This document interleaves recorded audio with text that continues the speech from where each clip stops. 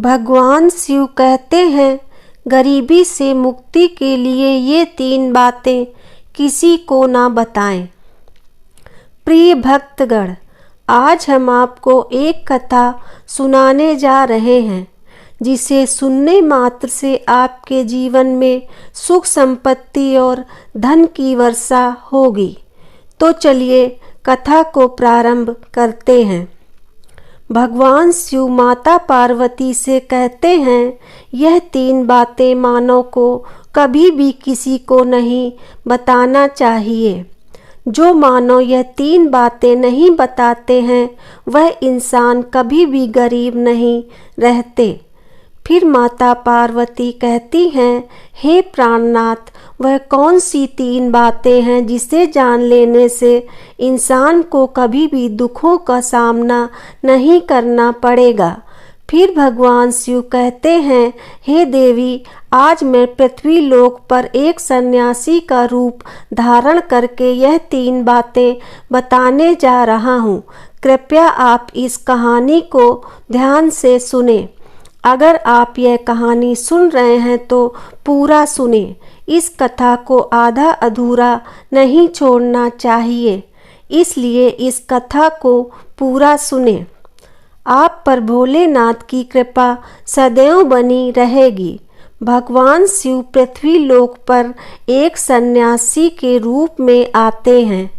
आज की इस प्यारी सी कहानी की शुरुआत करते हैं। प्राचीन समय की बात है। एक नगर में एक धनवान रहता था। उसके घर में किसी चीज की कोई कमी नहीं थी और उसका व्यापार बहुत अच्छा चल रहा था।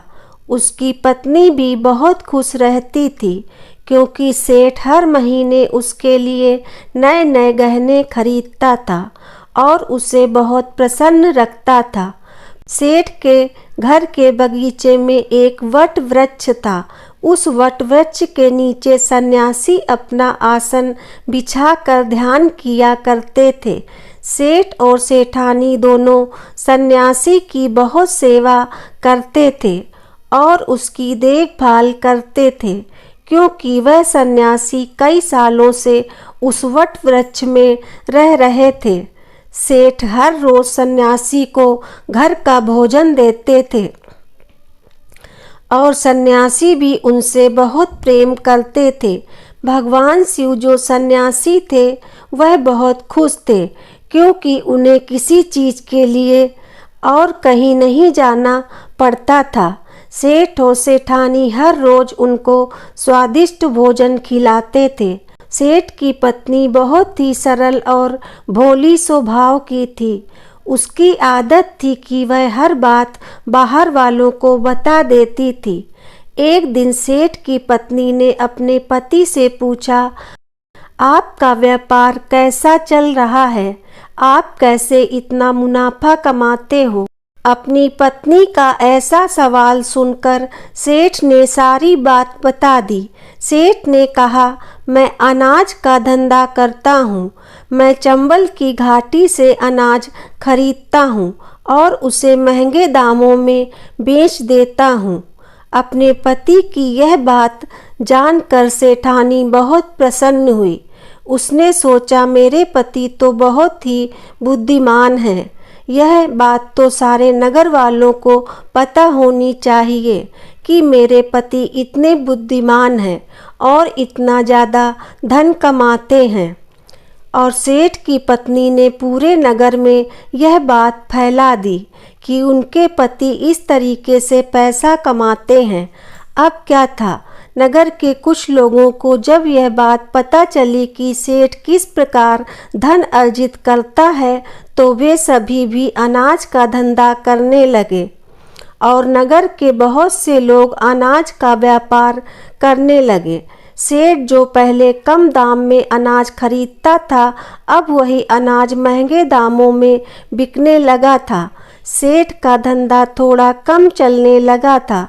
उसे मुनाफा नहीं होता और वह धीरे धीरे गरीब होता जाता है। सेठ का पूरा धंधा बैठ जाता है। यह देखकर वह बहुत चिंतित और दुखी हो जाता है। एक दिन की बात है, सेठ अपने व्यापार की परेशानी से तंग आकर बगीचे में बैठा था।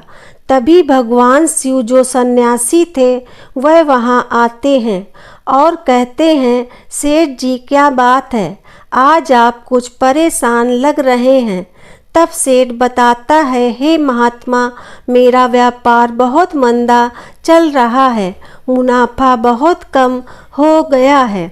नगर के बहुत से लोगों ने अनाज का धंधा शुरू कर दिया है, जिससे मेरा धंधा बैठता जा रहा है। भगवान शिव जो सन्यासी थे सेठ की बातें सुनकर कहते हैं, सेठ जी क्या आपने किसी को बताया था कि आप किस प्रकार अपना धन अर्जित करते हैं, किस प्रकार आप अपनी जीविका चलाते हैं?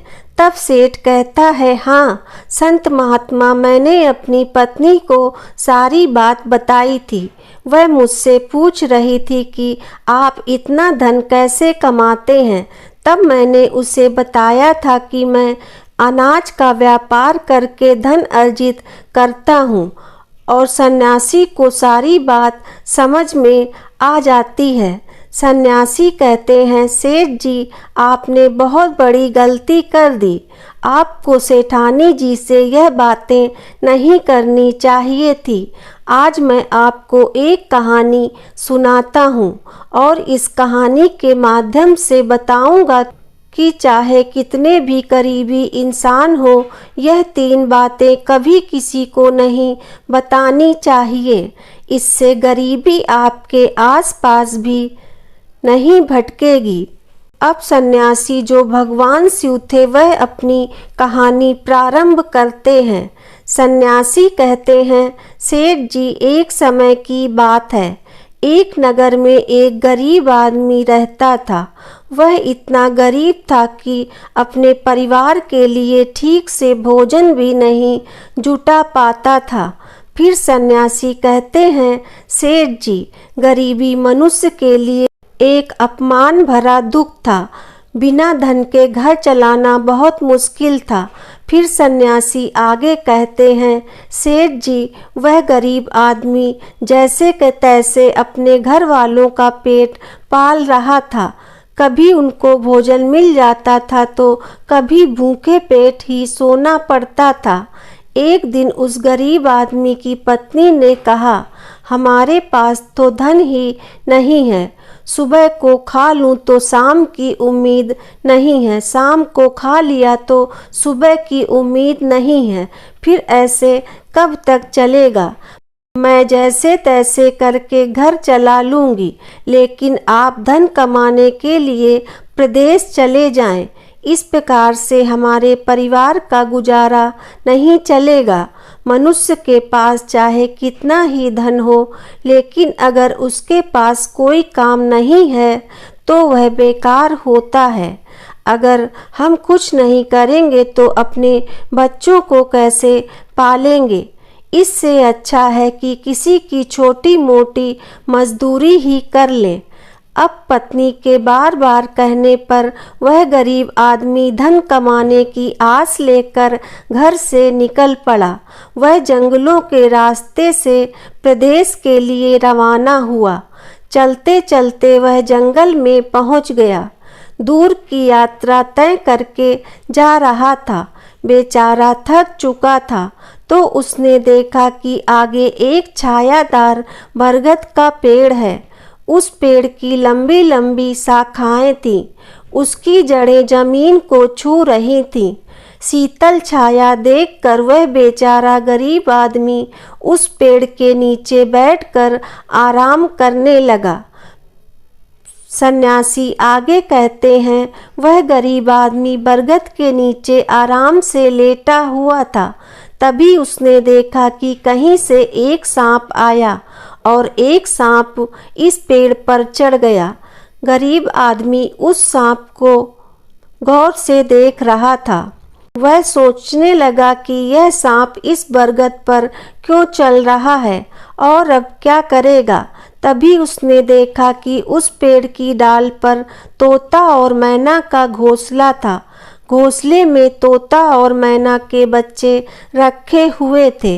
सांप को देखकर तोता और मैना के बच्चे डर के मारे चिल्लाने लगे।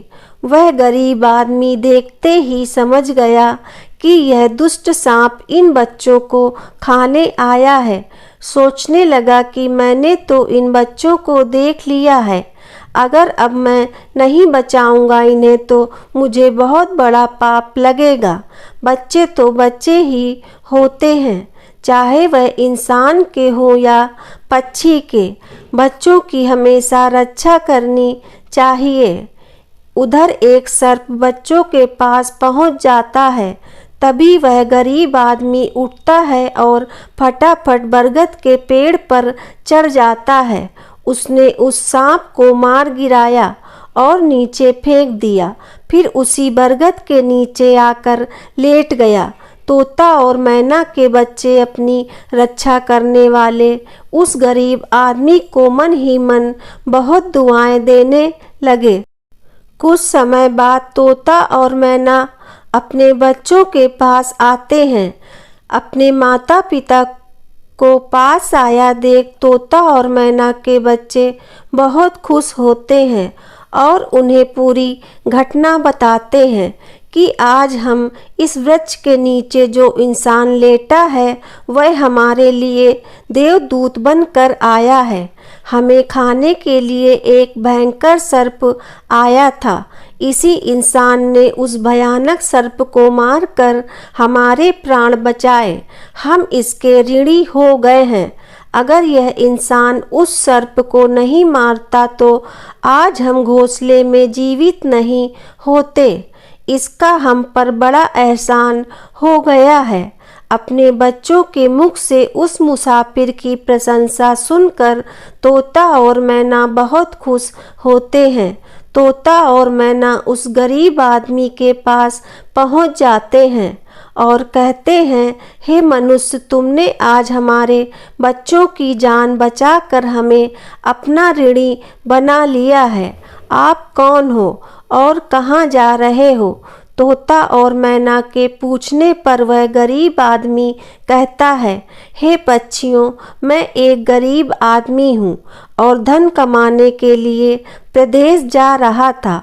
सफ़र का थका हुआ था तो इस बरगद की छाया में बैठकर आराम करने लगा।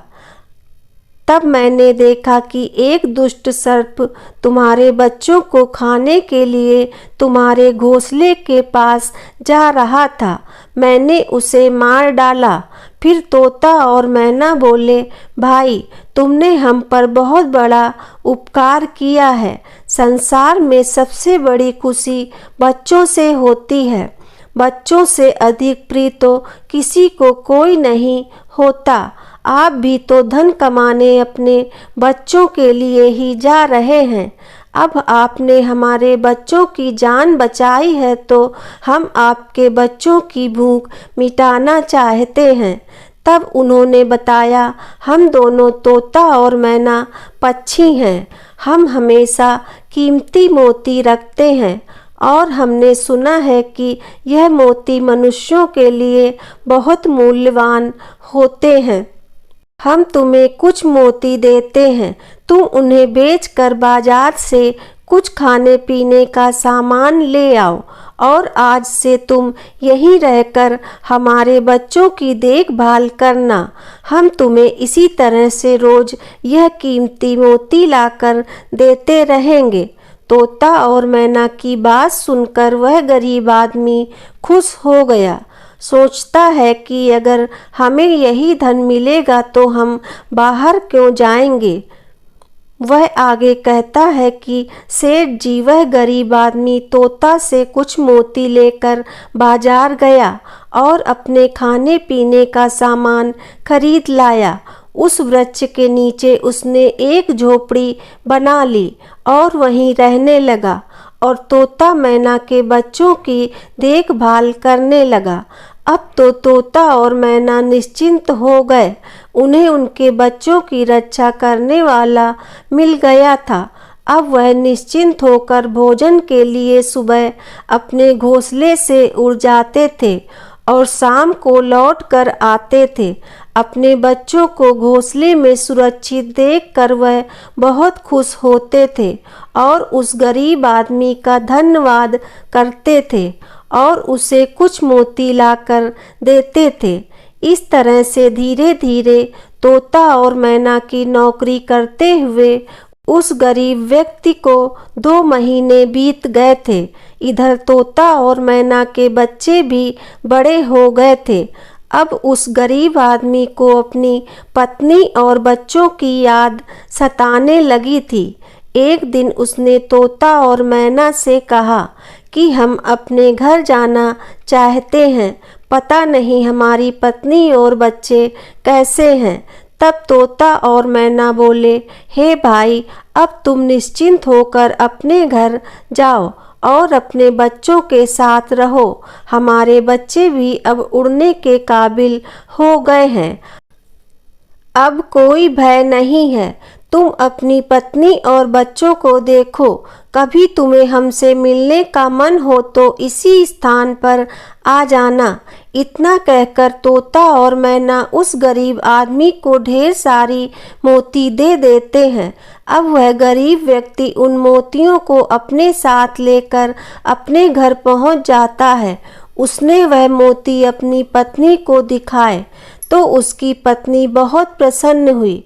उसने पूछा, पति देव, तुम यह कीमती मोती कहाँ से लेकर आए हो? तब उस आदमी ने बताया, हे प्यारी, मैं बीते 2 महीने से एक तोता और मैना की नौकरी कर रहा था। उन्होंने मुझे यह कीमती मोती दिए हैं। यह मोती बहुत कीमती और अनमोल हैं। इन्हें बेचकर हम अपना घर और बड़ा करवाएंगे, अपने बच्चों को अच्छे वस्त्र लाकर देंगे और तुम्हारे लिए भी नए नए गहने और कपड़े बनवाएंगे। प्रिया, भगवान शिव सन्यासी के रूप में कहते हैं, सेठ जी, अब वह आदमी उन मोतियों को बेचकर बाजार से अपने घर का सारा जरूरी सामान ले आया और अपना नया घर बनवाने लगा और वह आराम की जिंदगी जीने लगा। उस नगर के राजा प्रताप सिंह एक अजीब रोग से ग्रसित हो गए।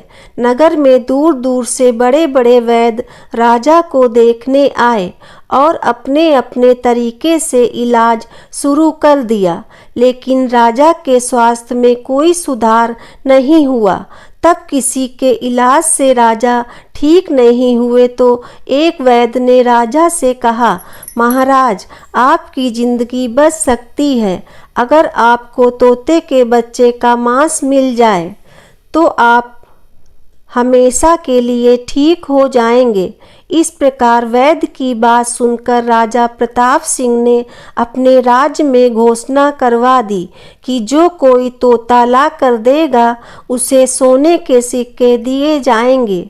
धीरे धीरे यह बात पूरे राज्य में फैल गई। सब लोग तोता की तलाश में इधर उधर लग गए, पर किसी को भी तोता नहीं मिला। एक दिन गरीब आदमी की स्त्री अपने पड़ोस में कुछ स्त्रियों के साथ बैठकर बात कर रही थी।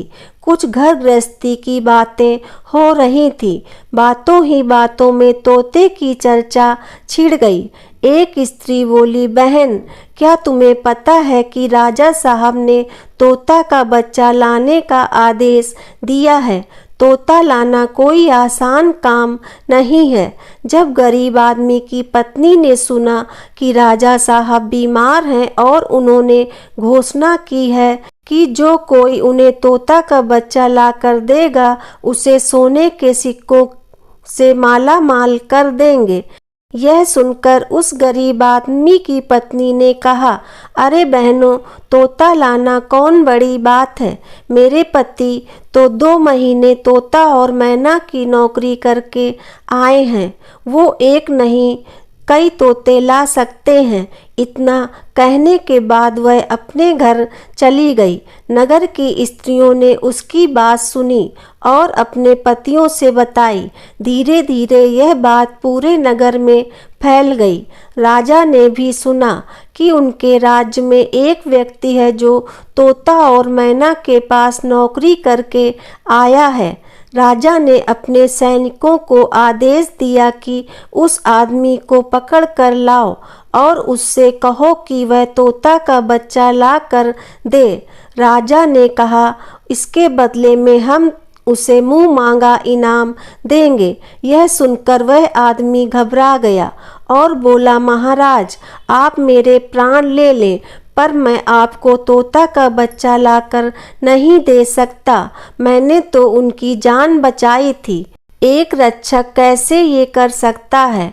उसके इनकार करने पर राजा प्रताप सिंह बहुत नाराज हुए और बोले, अगर तुमने हमारी बात नहीं मानी और तोता का बच्चा लाकर नहीं दिया तो तुम्हारी पत्नी और बच्चों को मरवा देंगे। फिर भगवान शिव रूपी सन्यासी कहते हैं कि मनुष्य सबसे ज़्यादा कमज़ोर तब पड़ता है जब उसके बच्चों की सुरक्षा की बात आती है। ऐसे में वह कुछ भी करने को मजबूर हो जाता है। राजा की बात सुनकर वह गरीब आदमी बहुत घबरा गया।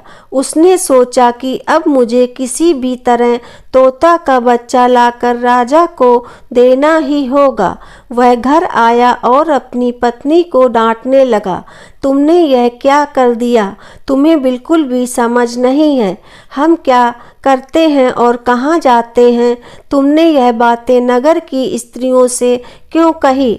धीरे धीरे यह बात राजा प्रताप सिंह तक पहुंच गई। अब बताओ मैं क्या करूं? जिन तोता और मैना ने हमें खाने को भोजन, रहने को नया घर और पहनने को अच्छे वस्त्र दिए, मैं उनके साथ गद्दारी कैसे कर सकता हूं? और तुमने यह बात उन महिलाओं को बताकर बहुत बड़ी भूल की है। वह व्यक्ति कहता है कि प्रिय, अपने घर की कुछ बातें दूसरों से कभी नहीं कहनी चाहिए। पहली बात, आपके घर में कितना धन है और आपकी कमाई का स्रोत क्या है, यह बातें दूसरों से कभी नहीं बतानी चाहिए। दूसरी बातें, घर में आपसी प्रेम की बातें, पति पत्नी के प्रेम की बातें बाहर वालों के सामने नहीं करनी चाहिए। तीसरी बात, आपसी लड़ाई झगड़ा, मतभेद, मान अपमान की बातें कभी दूसरों के सामने नहीं करनी चाहिए, वरना लोग हमारी गुप्त बातें जानकर हमारी कमजोरी को समझकर हमारा फायदा उठाते हैं। चौथी बात, अपनी कमजोरी दूसरों के सामने न बताएं और अपनी उन्नति का राज किसी को न बताएं। जिन बातों को कहने से आपके परिवार पर दुख आ सकता है, वह बातें कभी बाहर नहीं करनी चाहिए। खासकर उन बातों को अपनी स्त्री से ना कहें जिन बातों से घर की मान प्रतिष्ठा नष्ट होती हो, परिवार पर संकट आता हो, किसी की जान जाती हो, परिवार में फूट पड़ती हो या आपके रिश्ते खराब होते हों, क्योंकि कहते हैं कि स्त्रियों के पेट में इस तरह की बातें पचती नहीं हैं। अब वह गरीब आदमी बोला, प्रिय, तुम्हारी यह गलती आज हमारे परिवार को मौत के मुंह में डाल रही है। यदि तुमने इस बात को छुपा लिया होता तो आज हम निर्भय होकर अपने घर में आनंद की जिंदगी जी रहे होते। अब राजा की आज्ञा है तो तोता का बच्चा लाकर राजा को देना ही पड़ेगा, लेकिन ऐसा करने से मैं पापी कहलाऊंगा। जिन बच्चों की मैंने इतने दिन देखभाल की, जिन्हें मैंने मरने से बचाया, अब मैं उन्हें किस प्रकार मौत के मुंह में डाल सकता हूँ? पत्नी कहने लगी, पति देव, अब जो भी हो, लेकिन हमें अपने बच्चों की जिंदगी बचानी है तो आपको यह पाप करना ही पड़ेगा। अब तो बड़ा लाचार होता हुआ वह गरीब आदमी जंगल की ओर चल पड़ा, जहाँ वह तोता के बच्चों की देखभाल करता था। उधर जब तोता और मैना और उनके बच्चों ने उस गरीब आदमी को अपने पास आते हुए देखा तो वह बड़े खुश होने लगे। अपने बच्चों को अत्यंत खुश देखकर तोता और मैना कहने लगे, अरे बच्चों, तुम इतने खुश क्यों हो रहे हो? वह तो तुम में से किसी एक को लेने आ रहा है। तुम में से कौन है जो आज उसके साथ जाकर उसकी और उसके बच्चों की जान बचाएगा? फिर तोता कहता है कि बच्चों, लेकिन एक बात याद रखना, तुम में से जो भी उसके साथ जाएगा वह कभी लौट कर नहीं आएगा, वह नगर के राजा का भोजन बन जाएगा। तब तोता के बच्चों ने पूछा कि आप ऐसा क्यों कह रहे हैं? तोता बताता है कि बच्चों, यहाँ का राजा बीमार पड़ गया है और वैद्य ने उसे तोता के बच्चे का मांस खाने को कहा है, इसलिए तुम में से किसी एक को वह लेने के लिए आया है। यदि तुम में से कोई उसके साथ जाने को तैयार है तो वह जा सकता है। तभी उनमें से एक बच्चा कहने लगा, हे माता पिता, उस आदमी ने ही हम सबकी जिंदगी बचाई है और आज वह आदमी बड़ी मुसीबत में है। ऐसे में हमें भी उसकी मदद करनी चाहिए, चाहे हमारी जान ही क्यों ना चली जाए, लेकिन हम उसके साथ जरूर जाएंगे।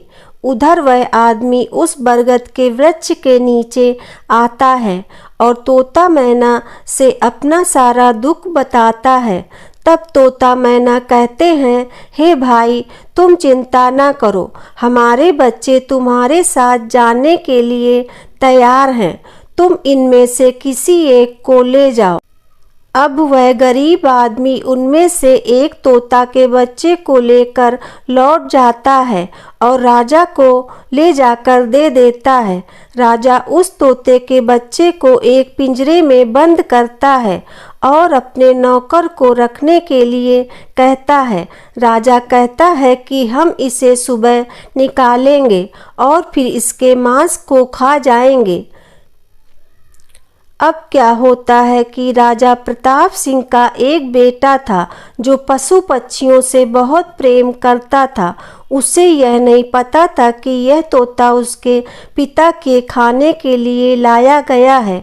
वह अपने मित्रों के साथ उसी जगह पर खेल रहा था जहां तोते का बच्चा पिंजरे में कैद था।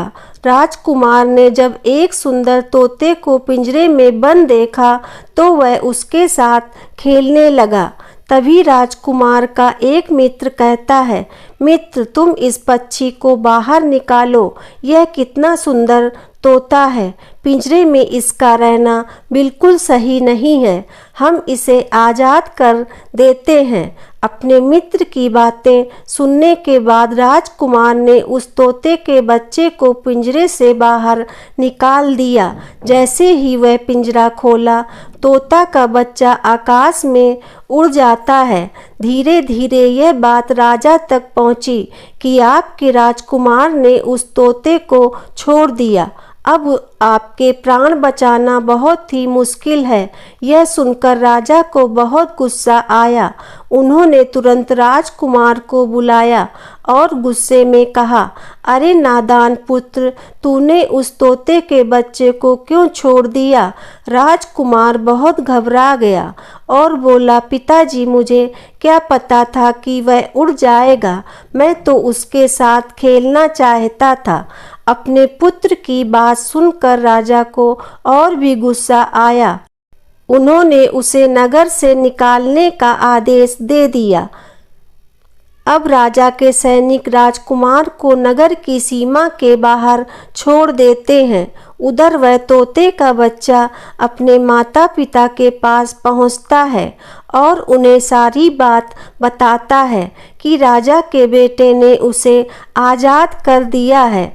तोता और मैना ने जब अपने बच्चों को देखा तो कहा, पुत्र, राजा के बेटे ने तुम्हें तो आज़ाद कर दिया, लेकिन वह खुद संकट में फंस गया है।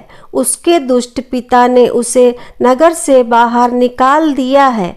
अब उसकी जिंदगी की जिम्मेदारी तुम्हारे ऊपर है। तुम जाओ और उसकी मदद करो। तोता राजकुमार की मदद करने के लिए उसके पास पहुंच जाता है। राजकुमार उसे देखते ही पहचान लेते हैं, यह तो वही पक्षी है जिसे मैंने पिंजरे से आज़ाद किया था। राजकुमार कहता है, तुम्हारी वजह से मेरे पिताजी ने मुझे नगर से बाहर निकाल दिया है।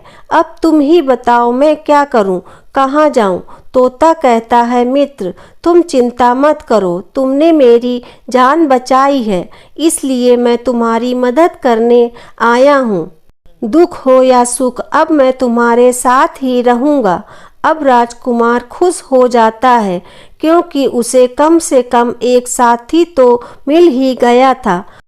अब तोता और राजकुमार दोनों एक दूसरे नगर में घूमने लगते हैं। चलते चलते दोनों एक सुंदर बगीचे में पहुंच जाते हैं। इस बगीचे में वहां के राजा की पुत्री भी अपनी सहेलियों के साथ घूमने आया करती थी। उस राज्य के राजा की कन्या का नाम रूपमती था। राजकुमारी रूपमती बहुत ही सुंदर थी और उसकी खूबसूरती की चर्चा पूरे नगर में होती थी। राजकुमार और तोता उस बगीचे में बैठे हुए थे। तभी वहां राजा की कन्या रूपमती अपनी सहेलियों के साथ बगीचे में घूमने आती है। राजकुमारी को देख राजकुमार वृक्ष के पीछे छुप जाता है और तोता राजकुमारी के सामने पहुंच जाता है। राजकुमारी उस सुंदर तोते को देखकर मोहित हो जाती हैं। वह उसे पकड़ना चाहती हैं, लेकिन तोता उनकी पकड़ में नहीं आता। यहाँ राजकुमार राजकुमारी रूपवती की सुंदरता पर मोहित हो जाता है। कुछ समय बगीचे में टहलने के बाद राजकुमारी अपने महल में लौट जाती हैं। राजकुमार पूरी तरह से राजकुमारी पर मोहित हो गया था। अब तो उसे एक पल भी अच्छा नहीं लग रहा था। तब तोते ने कहा, मित्र तुम चिंता मत करो, तुम जिसे चाहने लगे हो मैं तुम्हें उससे मिलवा दूंगा। राजकुमार बोला, मित्र तुम मुझे किसी भी तरह उस राजकुमारी से मिला दो, मैं उसके बिना अब नहीं रह पाऊंगा। तोता बोला, मित्र तुम मुझ पर भरोसा रखो, मैं पता लगाकर आता हूँ कि राजकुमारी कहाँ रहती है और तुम उससे कैसे मिल सकते हो। अब तोता राजकुमारी रूपवती के पास जाता है। राजकुमारी के महल में चारों तरफ सैनिक तैनात थे, लेकिन तोता उड़ता हुआ ऊपर से जाता है और जाकर राजकुमारी के कक्ष के बाहर बैठ जाता है। तोता वहां से सब नज़ारा देख रहा है और सारी बात आकर राजकुमार को बताता है कि महल में जाकर राजकुमारी से मिलना बहुत मुश्किल है। तोता कहता है, तुम एक काम करो, अपना रुमाल मुझे दे दो, मैं तुम्हारा रुमाल आज राजकुमारी के पास पहुंचा दूंगा और उसकी चुनरी ले आऊंगा। अब रात में तोता राजकुमार का रुमाल लेकर राजकुमारी के पास रख आता है और राजकुमारी की चुनरी साथ ले आता है। सुबह जब राजकुमारी रूपमती जागती हैं तो देखती हैं कि उनकी चुनरी गायब है और उसके पास ही कमल रखा हुआ है। राजकुमारी तुरंत समझ जाती है कि रात में कोई पुरुष उसके कक्ष में आया था। उसने देखा कि उसकी चुनरी गायब है और उसकी जगह किसी पुरुष का रुमाल रखा हुआ है। राजकुमारी बहुत व्याकुल हो जाती हैं और अपने सभी सिपाहियों को सावधान कर देती हैं। वह सिपाहियों से पूछती हैं कि रात में उसके पास कौन आया था, लेकिन किसी के पास कोई जवाब नहीं होता। अब राजकुमारी के कक्ष की सुरक्षा और भी बढ़ा दी जाती है।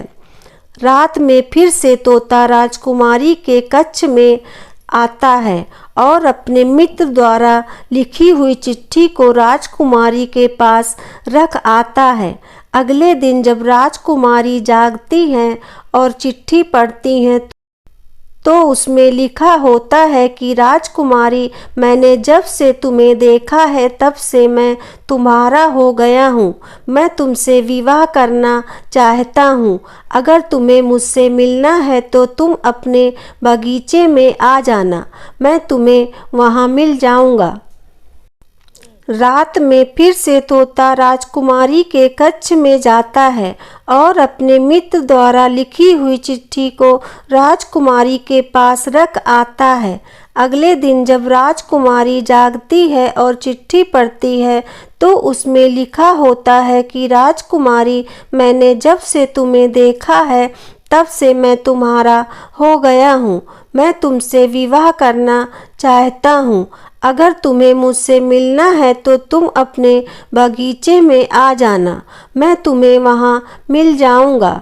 अब राजकुमारी अपनी सहेलियों को लेकर बगीचे में जाती है, लेकिन वहाँ उसे कोई पुरुष नजर नहीं आता। वहाँ तो सिर्फ वही तोता घूम रहा होता है जिसे उसने उस दिन देखा था। तोता राजकुमारी से कहता है, राजकुमारी, तुम जिसे देख रही हो मैं तुम्हें उससे मिला सकता हूँ, लेकिन पहले तुम मुझे वचन दो कि तुम यह बात अपने पिता से नहीं कहोगी और मेरे मित्र को बंदी नहीं बनाओगी। राजकुमारी ने वचन दिया कि वह उसे बंदी नहीं बनाएंगी। मुझे उससे मिलाओ, मैं भी देखना चाहती हूँ कि वह कौन है जो इतने सख्त पहरे के बावजूद भी मेरे कक्ष में पहुँच गया। तब तोता ने अपने मित्र राजकुमार को बुलाया। राजकुमार भी देखने में बहुत सुंदर था। उसकी सूरत देखकर राजकुमारी भी उस पर मोहित हो गई। तब राजकुमार आता है और राजकुमारी के पास बैठकर बड़े ध्यान से उसके सुंदर चेहरे को निहारता है। राजकुमारी ने पूछा, तुम कौन हो और इतने कड़े पहरे के बाद भी तुम मेरे कक्ष तक कैसे पहुंच गए? राजकुमार बोला, प्रिय, जब दिल में प्रेम होता है तो कोई भी कार्य असंभव नहीं होता। जब से मैंने तुम्हें देखा है तब से मैं तुम्हें प्रेम करने लगा हूँ और तुमसे विवाह करने की इच्छा रखता हूँ। जब राजकुमारी ने पूछा कि तुम कौन हो और कहाँ से आए हो, तब राजकुमार ने अपनी पूरी कहानी उसे सुनाई। राजकुमार की कहानी सुनने के बाद राजकुमारी के मन में उसके लिए सहानुभूति हो गई। अब तो रोजाना राजकुमारी रूपमती उस राजकुमार से मिलने उस बगीचे में आया करती थी। एक दिन राजकुमारी ने कहा, राजकुमार, मेरे पिता तुम्हारे साथ मेरा विवाह कभी नहीं करेंगे, इसीलिए मैं तुम्हारे साथ भाग चलती हूँ और कहीं दूसरी जगह चलकर हम अपना विवाह कर लेंगे और आनंद पूर्वक रहेंगे। अब वही होता है। राजकुमारी उस राजकुमार के साथ घोड़े पर सवार होकर भाग जाती है और काफ़ी दूर जाने के बाद में एक झोपड़ी बनाते हैं और विवाह करके दोनों उसमें रहने लगते हैं। दोनों को रहते रहते बहुत समय बीत जाता है और वह तोता भी उन्हीं के साथ रहता है। भगवान शिव रूपी सन्यासी कहते हैं, सेठ जी, उस राजकुमारी की झोपड़ी में किसी तरह से आग लग जाती है और उसी आग को बुझाने के चक्कर में उस तोते का एक पंख जल जाता है। तब तोते ने कहा, देखो मित्र, अब आप अपने घर चले जाएं। अब आपके पिता का गुस्सा भी शांत हो चुका होगा। अब आपके पिता आपसे कुछ नहीं कहेंगे। जब वह आपको अपनी बहू के साथ देखेंगे तो वह आपको माफ़ कर देंगे। मेरा तो एक पंख जल गया है, मैं उड़ नहीं सकता, इसलिए मैं कुछ दिन यहीं रहकर अपने पंख का इंतजार करता हूँ। जब मेरा पंख दोबारा उठ जाएगा तो मैं आपसे मिलने के लिए ज़रूर आऊँगा। इस प्रकार से वह दोनों राजकुमार और उसकी पत्नी अपने घर के लिए चल देते हैं। चलते चलते रास्ते में एक नदी पड़ती है। उस नदी पर एक नाविक नाव चलाता था। राजकुमार अपनी पत्नी को लेकर नाव में बैठ जाता है। जैसे ही नाव नदी के बीच में पहुंचती है तो राजकुमार देखता है कि एक चूहा बार बार नाव पर चढ़कर आता है, लेकिन वह नाविक उसे हटाकर नदी में गिरा देता है। कई बार उस चूहे को नाविक हटा देता था, पर राजकुमार कहने लगा, अरे यह बेचारा इस प्रकार से तो जल में डूबकर मर जाएगा। यह अपने प्राणों की रक्षा करने के लिए इस नाव पर चढ़ रहा है, इसे चढ़ जाने दो। जब राजकुमार ने नाविक से कहा कि आप इस चूहे को चढ़ जाने दो, तो राजकुमार के कहने पर उस नाविक ने उस चूहे को अपनी नाव पर चढ़ जाने दिया। जैसे ही चूहा नाव के अंदर गया, वह अंदर जाकर छुप गया। थोड़ी देर बाद उन्होंने देखा कि नाव के अंदर धीरे धीरे पानी आने लगा। इस चूहे ने नाव को काटकर उसमें छेद कर दिया था, जिससे नाव में पानी भरने लगा। जब नाव में पानी बढ़ने लगा तो नाव पानी में डूबने लगी। धीरे धीरे जब नाव पूरी तरह डूब गई तो इस समय राजकुमारी और राजकुमार पानी में बहने लगे। पानी में बहने से राजकुमार बहुत दूर पहुंच गया और राजकुमारी भी उसी पानी में बहती हुई राजा के बगीचे में जा पहुंची। बगीचे में रहने वाला मंत्री जब राजकुमारी को बेहोश अवस्था में नदी के किनारे पड़ा देखता है तो वह जाकर राजा को यह खबर देता है। राजा जब सुंदर लड़की को देखता है तो वह उस पर मोहित हो जाता है और सुंदर राजकुमारी को देखकर उसे अपने महल में ले आता है और राजवैद्य से उसका इलाज करवाता है। कुछ दिन बीतने के बाद जब राजकुमारी ठीक हो जाती है तो एक दिन वह देखती है कि राजा उसके करीब खड़ा है। राजा ने पहले ही राजकुमारी रूपमती के चेहरे को निहार रखा था। अब वह राजकुमारी से विवाह करना चाहता था। राजा कहने लगा, हे राजकुमारी, तुम्हारा भी इस दुनिया में कोई नहीं है। अब तुम हमारी पत्नी बन जाओ, तुम हमारी रानी बन जाओ और हमारे महलों में बड़े आराम से रहो। राजकुमारी रूपमती बहुत ही बुद्धिमान थी।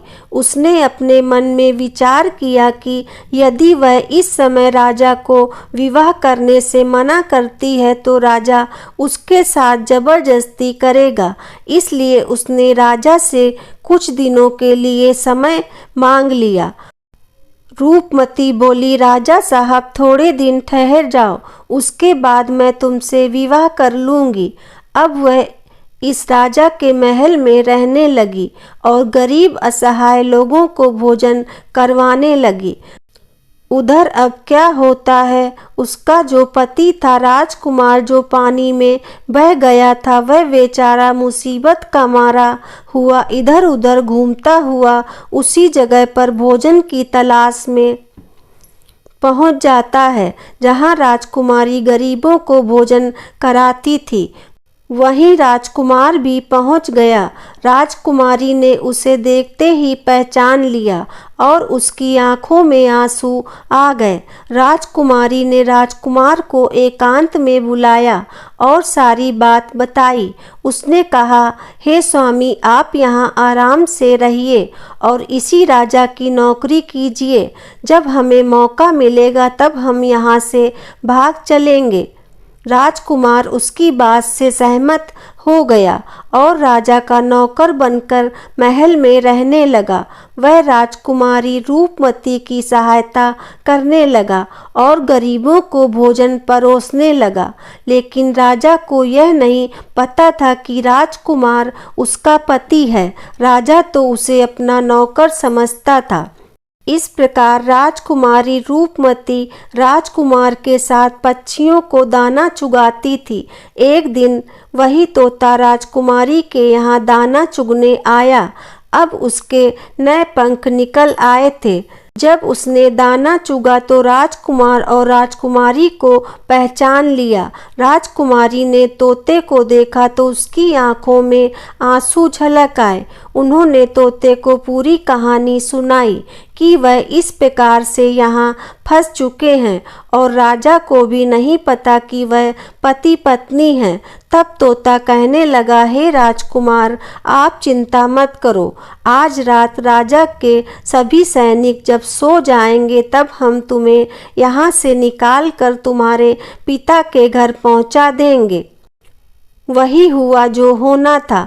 जब रात होती है तो राजा के सभी सिपाही गहरी नींद में सो जाते हैं। जब सभी सैनिक सो गए तो उस समय राजकुमारी और राजकुमार महल से निकल पड़े। रात के अंधेरे में वे राजकुमार अपने पिता प्रताप सिंह के राज में पहुंच गया। राजकुमार अपने पत्नी को साथ लेकर अपने पिता के पास पहुंचा। उन्हें देखकर राजकुमार का पिता बहुत प्रसन्न हुआ। उसे अपनी करनी पर पश्चाताप हुआ कि उसने अपने पुत्र को नगर से निकाल कर बहुत बुरा किया। वह बार बार अपने पुत्र से क्षमा मांगता है। तब राजकुमार ने बताया, हे पिताजी, मेरी रक्षा इस तोते ने की जिसे आप मार कर खाना चाहते थे। इसी ने मेरे प्राण बचाए हैं और मुझे शत्रुओं से छुटकारा दिलाया है। राजकुमार के मुख से तोते की बात सुनकर राजा बहुत प्रसन्न हुआ और उसी दिन से राजा ने प्रण किया कि आज से हमारे राज्य में कोई भी पशु पक्षियों को नहीं मारेगा और सभी लोग उसका ध्यान देंगे। इतनी कहानी सन्यासी सेठ जी को सुनाते हैं और बताते हैं कि सेठ जी इस प्रकार कुछ बातें बताने पर जीवन में घोर संकट आ सकता है, इसलिए यह बातें किसी को भी नहीं बताना चाहिए। जैसे आपने अपनी पत्नी को बताया कि आप किस प्रकार धन अर्जित करते हैं और आज आपका व्यापार खतरे में आ गया। उसे अपनी गलती का एहसास होता है और वह अपनी गलती को सुधारने का प्रयास करता है। अगर आपको ये कहानी अच्छी लगी तो कृपया कमेंट बॉक्स में हर हर महादेव अवश्य लिखें। जय श्री कृष्णा, राधे राधे। दोस्तों, आपको ये जानकारी कैसी लगी कृपया कमेंट करके ज़रूर बताएं। वीडियो पसंद आया हो तो लाइक करें और आगे की ऐसी ही कथा कहानियों एवं जानकारियों को जानने के लिए चैनल को सब्सक्राइब ज़रूर करें। धन्यवाद।